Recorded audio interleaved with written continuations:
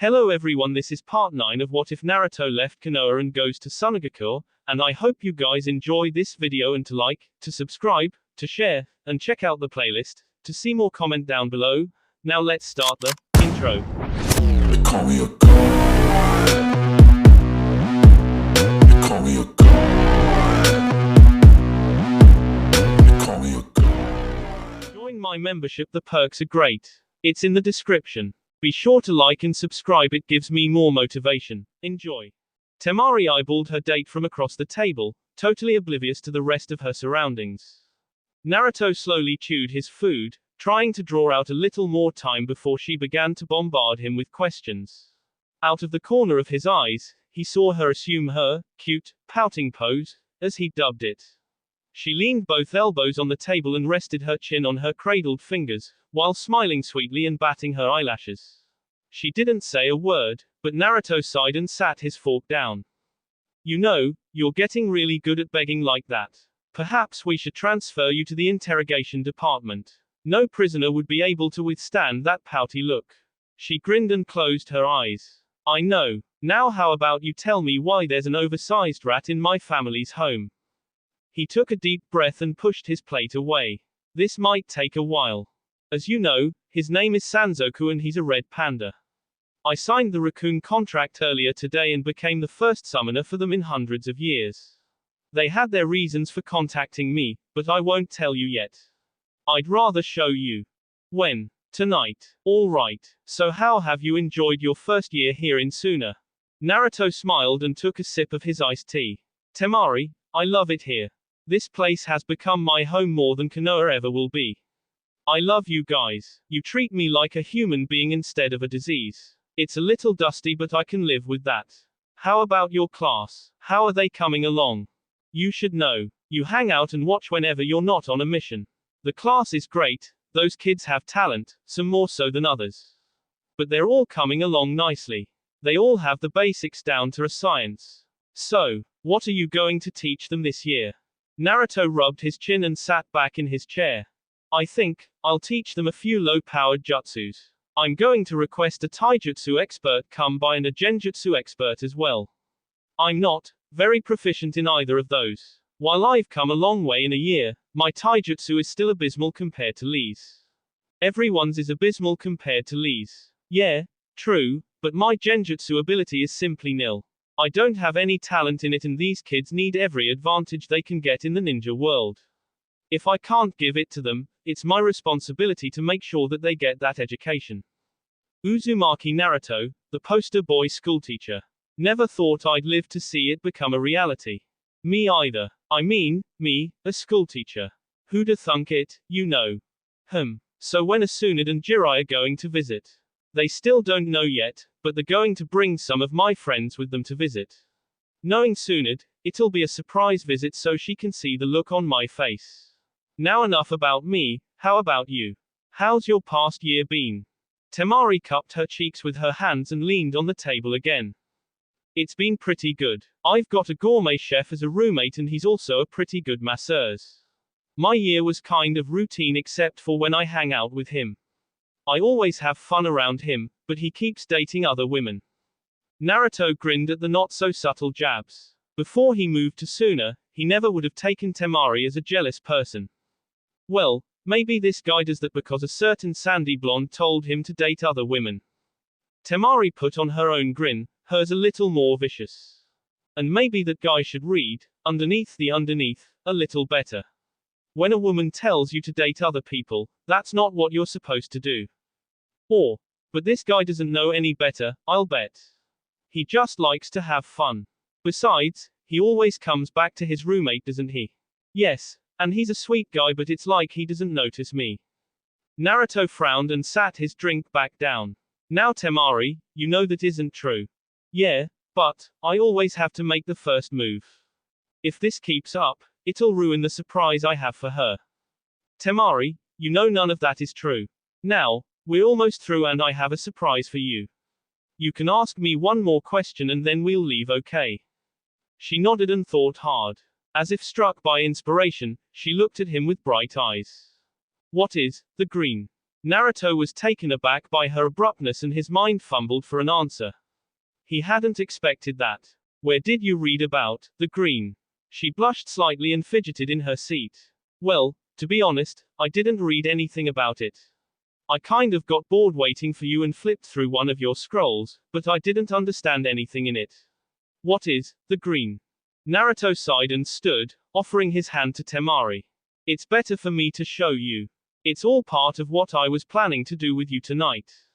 She couldn't even guess what that encompassed. As they walked, Naruto looked up into the sky.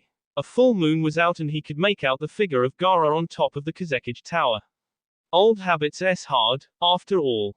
He waved to the gate guards and kept close to the walls of Suna as they trekked to his land. Naruto, where are we going? Remember, all those months ago when I asked Gaara for a plot of land? Yeah, so, oh, he gave you one. Yup, I'm taking you to see it. Temari seed an eyebrow and squeezed his arm tighter.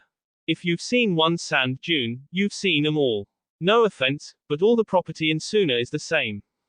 Not mine. I plan to build a house here soon. Trust me when I say you've never seen a dune like this before. Hey, I can show you something else I've been working on. I found these seals in Dad's scrolls and tried 'em out. They work great. He lifted his pants legs and shirt sleeves to reveal seals drawn on pads under his clothing. She seed her head to the side and looked at him quizzically. What do they do? You've heard of gravity seals, correct? Yeah, they increase the gravity field around the wearer and help build muscle. Are those gravity seals? Nope. Then what are they? Resistance seals. Temari stood upright and put her hands on her hips. Go on. Resistance seals are great for wind users. Instead of weighing the user down, like gravity seals, they create a pocket of air behind the user like a parachute that restricts movement and forces the user to put more effort into moving around. Kind of like gravity seals but without the excess force on the bones. This promotes muscle growth and helps your wind affinity at the same time. Temari eyed him hungrily. She was always willing to learn more wind manipulation. Can you make me some? Of course. That was going to be part of my present to you, but now that the cat's out of the bag. Naruto formed a hand sign and the seals glowed for a moment before fading back to black ink. He grinned and scooped Temari onto his back. Now hold on tight. I'm going to show you the result of over 6 months of resistance training. Temari nearly fell off when he shot across the desert, a cascade of sand rising behind him. She squealed with excitement when he leapt into the air and did a somersault. She was never more glad that she had wore panties, even if they were alone in the desert. Someone could have gotten quite an eyeful. Naruto grinned as he felt her grip on his en tighten. He enjoyed moments like these with her. The feel of her breath on his en, her hair tickling his ear, he could do without her banshee shriek at the moment, but she was having fun. He could deal with it. The sight of his wall came soon and he landed atop the structure with aplomb. Temari slid off his back and pulled her skirt back down before he turned around. She looked around and down into the moonlit sand inside the walls. It's just sand, Naruto. Nothing different about it at all. He smiled and put his arm around her waist. Look closer. Temari strained her eyes as hard as she could, but couldn't see anything but dirt. Naruto squeezed her hard and spoke again. Don't look at it like a civilian. Analyze it like a ninja. She frowned at him and turned an analytical eye on the expanse of dirt. Her brow furrowed when she noticed a slight shimmer and she raised her hands to make a seal, only to be stopped by Naruto. So you noticed. It's a very large genjutsu, the only one I can do. I keep it activated at all times. Don't dispel it, just come inside and see what I have done. Temari didn't say anything, just wrapped her arm around his waist as well and shivered when she felt the telltale signs of genjutsu melt away to the sight before her. It's beautiful. Temari twirled round and round, taking in everything she saw with childlike wonder. This had to be a genjutsu, it had to be. Naruto saw her trepidation and sighed. Go ahead, Temari, try to release it. I promise it won't disappear. She put her hands together shakily, the ram seal forming, and she cried out, Kai. As she closed her eyes, she kept them screwed shut, just knowing that she had ruined this wonderful illusion, but silently praying that it had been real, that it was just one more thing that the amazing young man with her could do that others couldn't. Naruto took his hands and caressed her cheeks when he saw she wasn't going to open her eyes willingly. Temari, open your eyes. It's okay. Slowly, ever so slowly, she cracked her eyes open to be met with Naruto's smiling face. He latched onto her arms and pulled her into a hug as he lowered them both to the ground. It's okay, Temari, this is all real. Just feel the grass underneath you.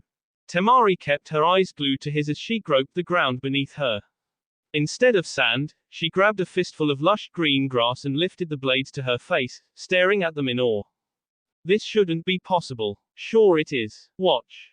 Naruto snatched a blade of grass and put it to his lips, blowing on it and making a whistling sound. Temari stood and turned around. He had all kinds of flora here, trees of all kinds bearing fruit, bushes with berries, lush, green grass. It looked beautiful in the moonlight. She knelt by a small stream running through the middle and cupped some water in her hands. It tasted so sweet and cool. Naruto, how did you do this? I harnessed the green. What is it? Naruto walked over to a tree and sat down leaning against it. He motioned for Temari to join him and she sat down between his legs, her back to him.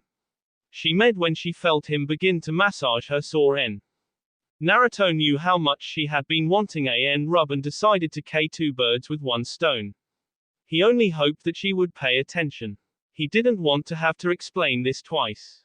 Okay, you listening? MMMHMMM.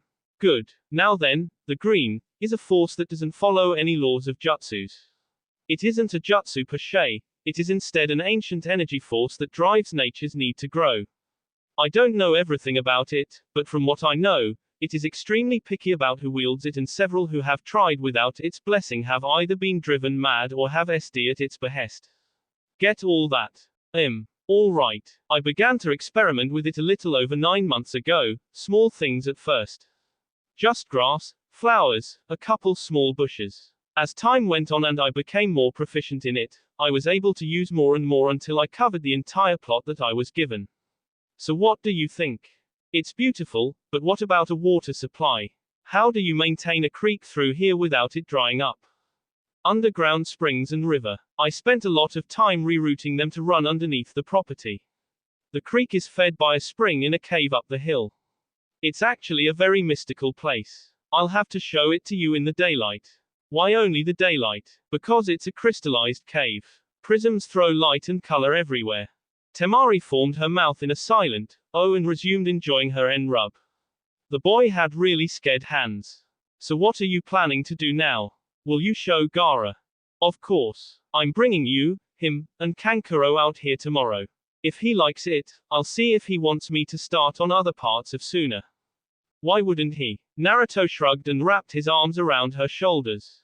Because Temari, I've found in my short life that some people refuse to let go of the past, even when something better is right in front of them, representing the future. It's the reason Gaara and I were hated for so long, it's the reason change is hard to accept. Ignorance is the harbinger of destruction. But it's so beautiful. Why wouldn't anyone want life in the desert? We could make Suna into an oasis. But Suna has been like this for decades and they might like their home. It might be dreary, it might be windy, and it might be sandy, but it is their home and to mess with one's home is to insult them. I won't do that without permission. Will you at least allow the rest of Suna to see your accomplishment? Naruto smiled and squeezed her again. Of course. I'll have Gaara take down the wall soon. She sighed and leaned into his embrace. How do you manage to do all these amazing things without anyone ever finding out? I'm just awesome like that. They sat and listened to the wind rustle the tree leaves for several minutes, enjoying each other's company. Temari, despite her excited disposition, couldn't help but start to nod off while being held in his warm embrace. Hey Temari. What would you say if I wanted to be with you? Her eyes popped open wide and she spun in his arms to face him. Her voice was hopeful as she gazed into his eyes. Do you really mean that? And if I do? She jerked forward and captured his lips with hers. She'd kissed him several times, but none had ever sent a chill down her spine like this one. When she finally released him, she sat back and watched the starbursts disappear from her eyes. Suddenly, an unfamiliar weight settled in her hair and she reached up to pluck out a Kate Jessamine, her favorite flower, not at all a native bud to Suna. She looked up at him and smiled. How? He merely put his hand on the ground and she watched in fascination as a small bush burst from the ground, bearing 3 more of the white flowers. He placed one in each ponytail and leant back against his tree. She melted into his chest and let out a happy sigh. This has been one of the happiest nights of my life, Naruto. Thank you for this. I'm just glad I got to share it with you, Temari. They laid there for a while longer until Naruto noticed her eyes drooping more and more. He picked her up bridal style and leapt over the wall to go back into Suna. Temari shifted in his arms and yawned. Happy anniversary, Naruto. Naruto and Temari had gotten home late that night and as such, were nearly late for their meeting with Gaara the next morning.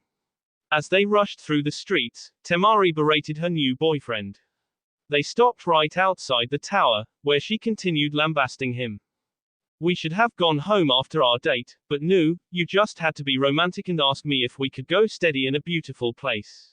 This is your fault. Hey, I didn't hear you complaining last night, princess. In fact, let's go over who was acting more lovey-dovey back at my property, you or me. Temari growled as she opened the door to Gaara's office. A loud harumph from Kankuro brought the two out of their squabble and Gaara motioned for them to take a seat. Now that the two lovebirds are here, we can begin a meeting, that those who were late requested. What is this all about? Naruto straightened himself up and sat the red bundle around his N on Gaara's desk. Gaara and Kankuro wondered what the hell it could be as it slowly unwound itself while Naruto spoke. I acquired the raccoon contract for Suna. Their leader, Tsubasa, wanted me as their summoner and I agreed. This is my personal summon, Sanzoku. Yo. The little red panda waved his hand merrily to the brothers and Kankuro nearly SD laughing at the look on Gaara's face. The Kazekage, despite sleeping well now, still retained his Jinchuriki marks and he was not amused by the creature in front of him. Are you making fun of me, Naruto? What? No. This is serious. Suna has a new summoning contract. Raccoons, Gaara, raccoons. They'll be able to help us in all kinds of ways. Gaara still did not look amused. As one who used to hold a demonic tanuki, I would have expected these furballs to be loyal to me. Why did they choose you? I dunno. I'm awesome, I guess. It's because he is able to help us. Kind of a, I'll scratch your back if you scratch mine kind of thing. See, now that makes more sense. Naruto grumbled to himself while Temari took over. Gaara, he has something else to show you. It'll change the way we live in Suna. Kankuro snorted. He knew never to count Naruto out when it came to surprises, but that didn't mean he wouldn't get any jabs in. What's he done now? Invented ways to skin summons for fur coats. A quick bite on the hand from Sanzoku let him know that such humor was not appreciated. Kankuro grabbed his hand while Temari scowled at him. No, this is big, really big. Naruto has done something that will blow your mind. He showed me last night after our date. Why after your date? You two an item now. Temari blushed and turned her face down slightly while Naruto grinned and threw an arm around her shoulder. Yep, now hurry up. I want to show you two my secret project. Before he could even grin at his own comment, he was shoved against the wall by a hand of sand and one of Kankuro's puppets held a blade against his genitals.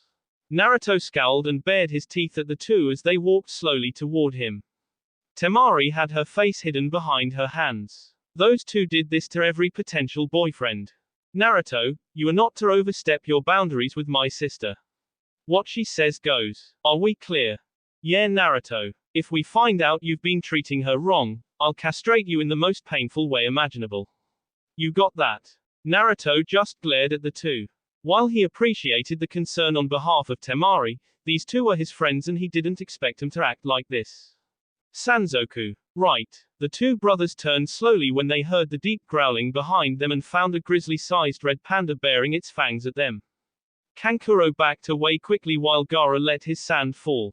Naruto brushed himself off and waved his hand to Sanzoku, who shrank back to his small form.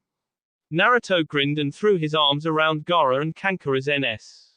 Now guys, I'm glad that you're so protective of Temari, but seriously, I'm your friend and I thought better of the two of you than that. You know that I treat her like a queen, so don't do that again. He pointed downwards with his eyes and the brothers glanced down to find themselves on the receiving end of two kunai to the genitals, held by grinning Naruto clones. I'd really hate to take away your ability to have children, before you ever get started. Kankuro gulped while Gaara impassively hit the clone, holding him hostage over the head with a fist of sand, and walked to the door. He held it open and quirked an eyebrow. Now that the excitement is over, shall we go see what Naruto has planned for us? Naruto led him down an alley that ended at the outer wall of Suna. Kankuro and Gaara each raised an eyebrow and turned to the two blondes. Naruto grinned and pointed to the wall. Use your sand to drill a human-sized hole in the wall, Gaara. I'd use Rasengan, but I don't want to take out the whole wall. Gaara nodded and formed a drill with his sand and began chipping away at the ancient wall. The others stood back and waited for the dust to settle before they saw Gaara's awed visage. For once in his life, the Kazekage was taken aback by a surprise that didn't happen in a fight. Everything is so green. Naruto and Temari smiled as they watched Gaara and Kankuro explore the expansion of trees and shrubs. Kankuro lifted an apple from a tree and took a bite. It's so sweet and fresh. Gaara was walking amongst the small forest with a serene smile on his face. It's so peaceful. They both rushed back up to Naruto with excited looks on their faces. Can you do this to the compound, Naruto? Can you do this on a Suna-wide scale? I think I can. There's no reason I can't. Temari had been thinking of other things while they had been in the meeting. She motioned for her brothers and boyfriend to take a seat on the grass. Naruto, make a few clones to go get a blanket to sit on and get some lunch. We might be here a while. Naruto nodded and sent his clones off to take care of their assigned tasks while he turned back to listen if Temari had anything else to say. All of you sit. The three men complied and Temari plopped down beside Naruto. She sighed and looked up at the sky. I was thinking last night and this morning, after coming here, about the benefits this could bring Suna. Gaara seed an eyebrow and folded his arms. Such as economic benefits. Think about it, guys. We won't have to depend on trade for vegetables and fruits, or grains anymore. We can produce our own. With grass and hay, we can bring in livestock and have our own meat that isn't imported at an outrageous price. The others looked at her with interest. With all this greenery comes water. Naruto has discovered at least one underground river here in Suna, and it stands to reason that he could discover more. We could be totally self-sufficient, to an extent. Kankuro wasn't so sure about all that though and voiced his doubt. But sis, it could take years for him to convert all of Suna into a paradise. It took him a whole year to do just a few acres. Temari shrugged. Not like we don't have time to wait. He can do it in his spare time, little by little. No one's forcing him to do it. Gaara nodded thoughtfully. Indeed. That is if the rest of Sunagakure wants the village to be covered with flora. I'd have to get a majority vote from the populace. Naruto sighed and laid back on the grass. I'll do whatever you guys need me to do. I just want my village to be happy. At the very least I could purchase a few more acres from you and make a few orchards. I could make a pretty penny selling fruits and vegetables alone to the populace. At a reduced rate of the current trade percentage, of course. Naruto glared at Gaara and stared back at the clouds. Of course, Gaara. I got price gouged enough when I was younger. I wouldn't even consider doing it to my own people. Temari meanwhile had drawn her knees up to her chest and was watching Sanzoku climb up various trees and get the fruits off the limbs. She was startled when a soft feeling rubbed against her leg and she looked down to find a small raccoon kit. Well, hello, little one. How did you get out here? Naruto leaned up to see what she had and smiled when he saw the kit.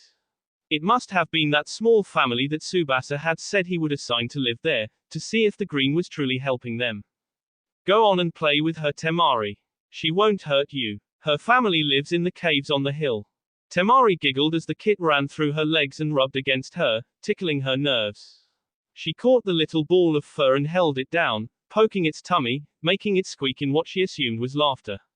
It finally ran off, back to its family, when 3 Narutos appeared with the items she had requested.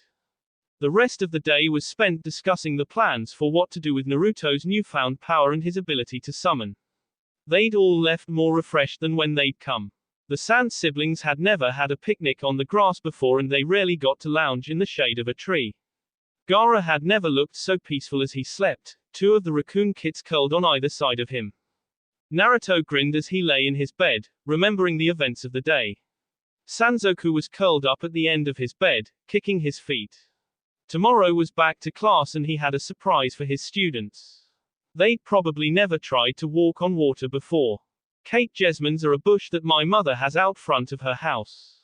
They're a beautiful white flower that can grow several inches in diameter and sometimes take on a pinkish hue.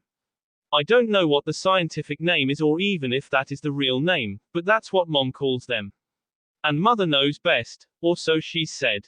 Alright, this is for one of my reviewers, who made a request. I'm sorry that I can't find the PM you sent me to name you, but this one is for you.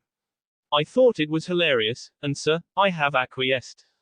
Enjoy this little omake. It had been little more than 4 hours since Naruto had become the summoner for the raccoons and he had summoned several kinds already, but relatively small.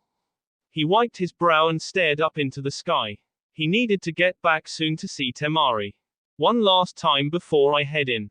I'm going to summon a medium-sized one before I leave. Naruto pushed the appropriate amount of chakra into the jutsu and his voice rang out over the desert. Gaara sat in his office, reading over yet another boring proposal, when he felt a tug at the back of his mind. What the? He disappeared in a puff of smoke. Naruto was quite dismayed. It had been several seconds and nothing had shown up yet. He was almost ready to give up, when a puff of smoke erupted under him and he was lifted a few feet in the air. He heard the sound of someone coughing and looked down into a familiar rat's nest of red hair. Red hair. Where the hell am I? What am I doing here? Gaara. The Kazekage stiffened and raised his gaze to meet the voice above him. Naruto. What are you doing? Why am I here? I don't know. I was practicing my summoning and you showed up. Gaara let out a long slow breath. Naruto, you are never to speak of this to anyone, understood? Yeah. Oh. And Naruto. Yeah. Get the hell off my shoulders. That will be all for this video. Be sure to like, subscribe, share, and comment down below for more videos. Goodbye.